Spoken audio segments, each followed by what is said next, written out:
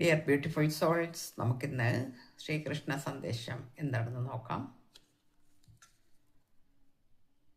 നമുക്കിന്ന് കിട്ടിയിരിക്കുന്നത് ക്രോധാത്ഭവതി സമ്മോഹ സമ്മോഹത് സ്മൃതി വിഭ്രമ സ്മൃതി ഭ്രമിഷാത് ബുദ്ധിനാശോ ബുദ്ധിനാശാത് പ്രണശ്യതി. എന്താണെന്ന് വെച്ചാൽ, കോപം ഭ്രമത്തിനും ഓർമ്മഭ്രമത്തിനും കാരണമാകുന്നു. ഓർമ്മക്കുറവ് ബുദ്ധിശക്തി നഷ്ടപ്പെടുന്നതിലേക്ക് നയിക്കുന്നു. കോപത്തിൽ നിന്ന് മായയുണ്ടാകുന്നു. മായയിൽ നിന്ന് ആത്മാവില്ലായ്മയാണ് ഫലം.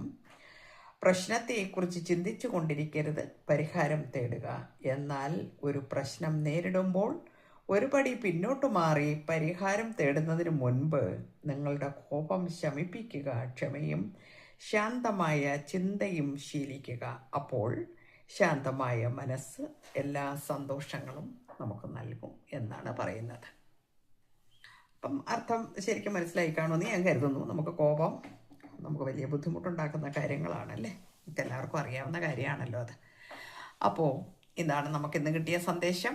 എല്ലാവർക്കും നല്ലത് വരട്ടെ. Thank you universe.